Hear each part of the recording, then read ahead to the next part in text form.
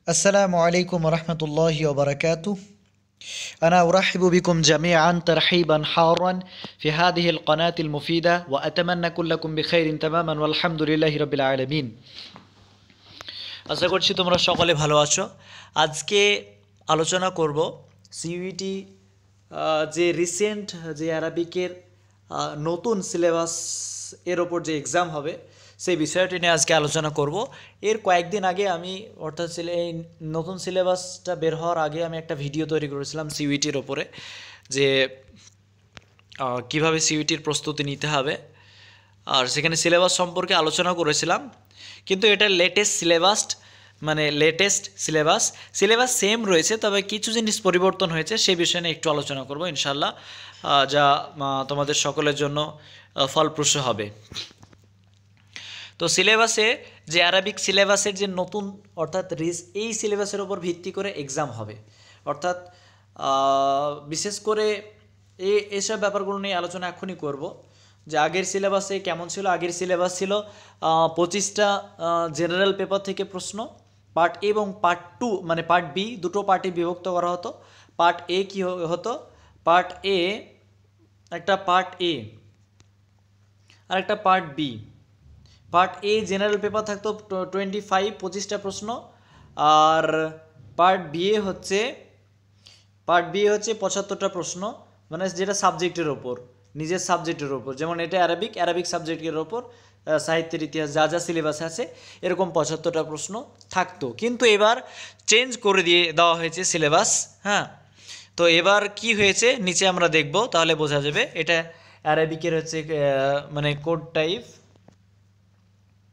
এটা হচ্ছে LAQP05। তো এখানে সিলেবাসটা দেওয়া রয়েছে, এখানে দেখতেই পাচ্ছ তোমরা, যে বলা হচ্ছে যে note the question paper which will have 75 questions.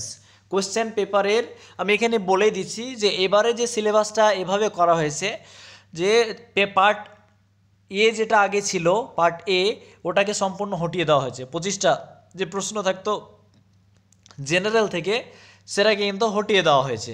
শুধুমাত্র তোমাদের মানে 75টা প্রশ্ন তোমাদের সাবজেক্ট রিলেটেড থাকবে, অর্থাৎ অ্যারাবিক সাবজেক্টের ওপর থাকবে, নিচে সেই সিলেবাসটা দেওয়া হয়েছে। হ্যাঁ, তো এর ওপরে 75টা প্রশ্ন তোমাদের থাকবে। তো এখানে আরও ইন ডিটেলসে বলা হয়েছে। আশা করছি তোমরা সকলে বুঝতে পারছো যে এখানে নোট বলা হয়েছে যে the question paper which will have 75 questions, যে 75টা কি থাকবে, প্রশ্ন থাকবে, 75টা প্রশ্ন থাকবে। 2 নম্বর all questions will be based on subject specific knowledge, যে সব প্রশ্নগুলো সাবজেক্ট স্পেসিফিক নলেজ অর্থাৎ সাবজেক্টের উপর ভিত্তি করে হবে। আর 3 নম্বর হচ্ছে অল কোশ্চেন্স আর কম্পালসারি, আর সব প্রশ্নগুলো কম্পালসারি হবে। 4 নম্বর বলা হচ্ছে যে the question paper will be in Arabic, আর কোশ্চেন পেপার যেটা সেট আপ করা হবে সেটা অনলি অ্যারাবিকই থাকবে। হ্যাঁ, অনলি অ্যারাবিকেই থাকবে। কোশ্চেন পেপার সেট আপ করা হবে কোন ভাষায়, অ্যারাবিক ভাষাতেই সেট আপ করা হবে। এবার তোমাদের যে কোশ্চেন অর্থাৎ তোমাদের যে বলতে কোশ্চেনের যে স্ট্রাকচার বলতে কোশ্চেন প্যাটার্নটা বুঝতে পারলে, 75টা প্রশ্ন থাকবে সাবজেক্ট স্পেসিফিক নলেজ, আর পুরোটাই থাকবে এমসিকিউ টাইপ কোশ্চেন থাকবে। আর একটা ব্যাপার, তোমাদের নেগেটিভ মার্ক অবশ্যই থাকবে। হ্যাঁ, নেগেটিভ মার্ক থাকবে। তো তোমরা যদি একটা কেউ কোশ্চেন ঠিক করে, তো একটা প্রশ্নের ঠিকের কারণে সে 4 নাম্বার পাবে। হ্যাঁ, 1 × 4 = 4, একটা প্রশ্ন ঠিক হলে 4 নাম্বার পাবে। ঠিক আছে, আর যদি একটা প্রশ্ন ভুল করে তাহলে 1 নাম্বার মাইনাস হবে, মানে 1 নাম্বার মাইনাস হবে 4, মানে 1 নাম্বার মাইনাস হবে 4 নাম্বার থেকে। মানে যদি দুটো প্রশ্ন, জাস্ট আমি উদাহরণ দিয়ে বোঝাচ্ছি, যদি কেউ একটা প্রশ্ন ঠিক করলো তার মানে সে 4 পাচ্ছে, 4 পেল। আর একটা প্রশ্ন সে ভুল করলো, তার মানে কি, তার 1 নাম্বার মাইনাস হবে। তাহলে 4 থেকে 1 নাম্বার মাইনাস যদি করি, হ্যাঁ, 4 - 1 তাহলে 3 হচ্ছে। হ্যাঁ, তাহলে দুটো প্রশ্নের মধ্যে একটা প্রশ্ন ঠিক হলে 4 নাম্বার পাচ্ছে, আর দ্বিতীয় নাম্বার প্রশ্ন, এখানে টোটাল দুটোই প্রশ্ন ধরছি, আর একটা প্রশ্ন ভুল হলে 1 নাম্বার মাইনাস হবে, তাহলে 4 থেকে 1 নাম্বার মাইনাস হচ্ছে, তাহলে 1 নাম্বার করে মাইনাস হবে কারণ ওই পার্সেন্টেজের যে ব্যাপারটা মানে নেগেটিভের ওটা হচ্ছে 0.25% নাম্বার কাটা হবে। মানে যেহেতু এখানে একটা প্রশ্নের মানে নাম্বার 4 দেওয়া হচ্ছে, তার মানে কি 4 হচ্ছে 100% সমান, তো 4-এর 25% বের করলে কত হবে? 1 হবে, তাই না? 1 হবে, তাই 1 কাটা হবে 0.25%, মানে 25% কাটা হবে 4-এর 25%, তাই 1 কাটা হচ্ছে। আশা করছি বোঝা গেছে ব্যাপারটা। আর তোমাদের যে সময় থাকবে 105 মিনিট, অর্থাৎ 1 ঘন্টা 45 মিনিট, 1 ঘন্টা 45 মিনিট তোমাদের হাতে সময় থাকবে। এই 1 ঘন্টা 45-এর মধ্যে তোমাদেরকে কি করতে হবে? সম্পূর্ণ কোশ্চেনের উত্তর দিতে হবে। তো আশা করছি বোঝা গেল ব্যাপারটা। এবার আমি যে সিলেবাসের যেটা আগের সেম সিলেবাস, আগে আমি যে সিলেবাস নিয়ে আলোচনা করেছি সেম, আমি এই ভিডিওতে সেরকম লম্বা আলোচনা আর করতে চাই না। জাস্ট এই যে সিলেবাসগুলো একবার বলে দিই, যে history of Arabic literature, pre Islamic Umayyad আব্বাসিদ and modern periods, অর্থাৎ জাহেলি যুগ, ইসলামিক যুগ, উমাইয়াদ যুগ, আব্বাসি যুগ, মডার্ন অর্থাৎ আধুনিক যুগ, এসব সম্পর্কে পড়তে হবে। এই যুগে যে সমস্ত সাহিত্যিক কবিগণ রয়েছেন তাদের জীবনী সম্পর্কে, তাদের গুরুত্বপূর্ণ বই, সেই বইগুলো কয় খণ্ডে বিভক্ত, কোন বিষয়ে, কে কোন থেকে অন্তর্ভুক্ত। মডার্ন পিরিয়ডে যেমন কেউ মাসরাহিয়ার মধ্যে রয়েছে অর্থাৎ নাটকের মধ্যে, কেউ শর্ট স্টোরির মধ্যে রয়েছে, কেউ মাকালার মধ্যে রয়েছে, কেউ নাকদের মধ্যে রয়েছে, সবগুলো এখানে এর মধ্যে চলে আসবে। আর দ্বিতীয় নম্বর পড়তে হবে মডার্ন প্রোজ অ্যান্ড পোয়েট্রি, বিশেষ করে আধুনিক যে গদ্য এবং পদ্য, যেগুলো বিশেষ করে মাশহুর বা বিখ্যাত গদ্য পদ্য রয়েছে, সেইগুলো পড়তে হবে। আর 3 নম্বর হচ্ছে আরবিক স্টাডিজ ইন ইন্ডিয়া। তো মডার্ন প্রোজের মধ্যে যে গুরুত্বপূর্ণ, যেমন হাফিজ বিক ইব্রাহিমের একটা কবিতা রয়েছে আনহালি লিসানিল লুগা আল আরাবিয়া, ওই কবিতাটা গুরুত্বপূর্ণ, ওখান থেকে প্রশ্ন আসতে পারে। এছাড়াও আরও কবিতা রয়েছে গুরুত্বপূর্ণ কবিতা, যেগুলো পড়া যেতে পারে। নাজিকুল মালাইকার কোলেরা রয়েছে, সেই পোয়েট্রি অর্থাৎ কবিতাটা পড়া যেতে পারে। এছাড়াও আবুল কাসেম সাবির যে সালাওয়াতুন ফি হাইকালিল হব্বি, এই যে কবিতাগুলো হালকা করে পড়ে রাখা দরকার, ঠিক আছে? যদিও আমাদের বেলাতে থেকে এ ধরনের প্রশ্ন অতটা আসেনি। আর একটা ব্যাপার, এর আগের ভিডিওতে আলোচনা করেছি যে দুটো যে সিইউটির যে বলতে প্রিভিয়াস ইয়ারে যে দুবার তো সিইউটি হলো, তো সেই দুবার বলতে সিইউটির যে কোশ্চেন পেপারগুলো সবগুলো তোমাদেরকে ঝালিয়ে নিতে ভালোভাবে দেখে নিতে হবে। আর সেই দুটো প্রিভিয়াসের কোশ্চেন পেতে গেলে আমার ডিসক্রিপশন বক্সে টেলিগ্রাম চ্যানেলের লিঙ্ক প্রদান করা হবে, সেখান থেকে তোমরা টেলিগ্রাম চ্যানেলে জয়েন হতে পারবে, সেখান থেকে ওগুলো পাবে আর প্রিভিয়াস ইয়ারের কোশ্চেন পেপারগুলো পাবে। তো সেগুলো তো তোমরা কালেক্ট করতে পারো সেখান থেকে। আর অ্যারাবিক স্টাডিজ ইন ইন্ডিয়া, অর্থাৎ ভারতে যে অ্যারাবিকের যে প্রচার এবং আরবি কিভাবে ভারতবর্ষে আসলো, কোথায় কোথায় আরবিক পড়ানো হয়, এইসব সম্পর্কে একটু মানে পড়তে হবে অ্যারাবিক স্টাডিজ ইন ইন্ডিয়ার মধ্যে। তারপর এর মধ্যে পড়ে যাবে ইন্ডিয়ান রাইটার্স, অর্থাৎ 4 নম্বর হচ্ছে ক্রিটিসিজম। তো অ্যারাবিক স্টাডিজ ইন ইন্ডিয়া, ভারতবর্ষে যে অ্যারাবিকের যে গুরুত্ব এবং অ্যারাবিক কিভাবে আসলো, এইসব সম্পর্কে একটু পড়ে নিতে হবে, নেট থেকে হোক অথবা বিভিন্ন যেখান থেকে ম্যাটেরিয়ালস পাওয়া যাক না কেন সেখান থেকে পড়ে নিতে হবে।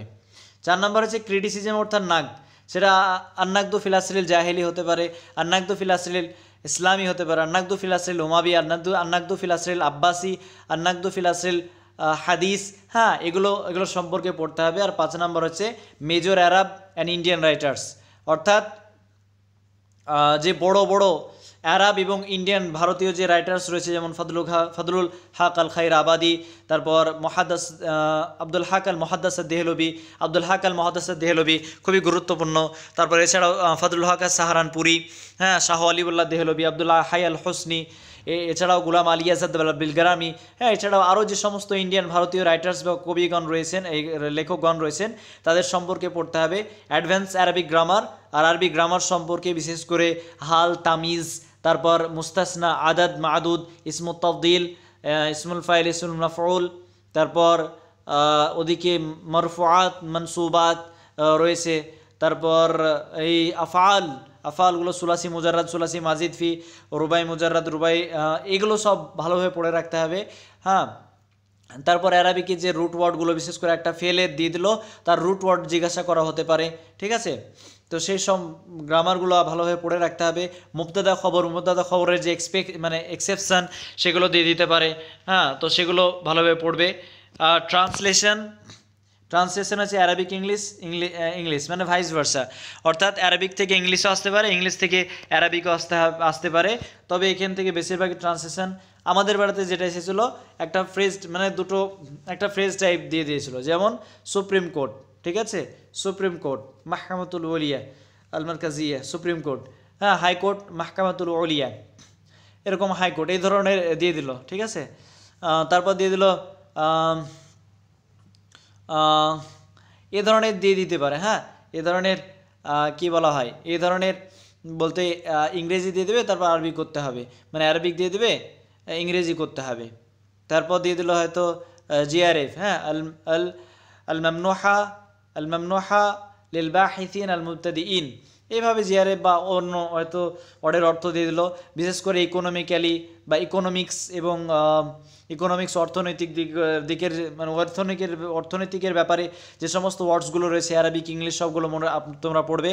আর এছাড়াও যে ওদিকে পলিটিক্স যে ওয়ার্ডগুলো রয়েছে, হ্যাঁ, সেগুলো পড়বে।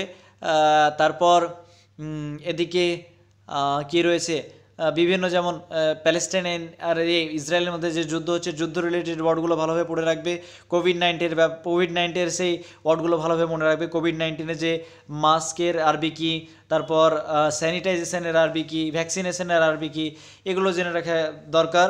আর এছাড়াও যে বিভিন্ন কর্মক্ষেত্রে যে সমস্ত অ্যারাবিক, যেমন ইন্ডাস্ট্রি বিভিন্ন এগুলোতে এই যে অ্যারাবিকগুলো, হ্যাঁ, মোটামুটিভাবে পড়ে রাখতে হবে। বিভিন্ন ইন্ডাস্ট্রি অথবা জব মার্কেটে যেসব অ্যারাবিকগুলো প্রচলিত বা দৈনন্দিন জীবনে যেগুলো মোটামুটি ব্যবহার হয় সেগুলো মনে রাখা দরকার, ঠিক আছে। শিক্ষার বিষয়ে যেমন চক, ডাস্টার, এছাড়াও আরও যেমন রয়েছে ভাইস চ্যান্সেলর, এই ধরনের যে অ্যারাবিক ওয়ার্ডগুলো মনে রাখতে হবে, হ্যাঁ, ট্রান্সলেশন হিসেবে দিয়ে দিতে পারে।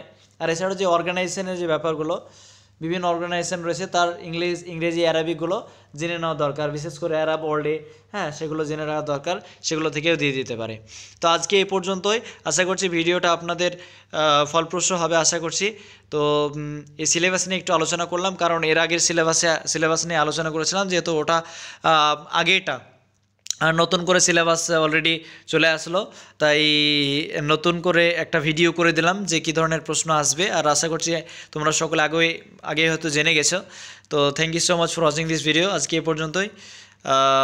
ইনশাআল্লাহ পরবর্তী চেষ্টা যদি কোনো ভিডিও করি সুইটির ব্যাপারে, তাহলে অবশ্যই তোমরা ভিডিও পেয়ে যাবে। আর আরবি সাহিত্যের ইতিহাসের ওপর অনেকগুলো ভিডিওস আমার এই চ্যানেলে রয়েছে, সেগুলো তোমরা দেখতে পারো, ঠিক আছে। সেগুলো অনেকটা তোমাদের কাজে লাগবে। তো ঠিক আছে, thank you again for watching this video. আসসালামু আলাইকুম রহমতুল্লাহি ওয়া বারাকাতুহু।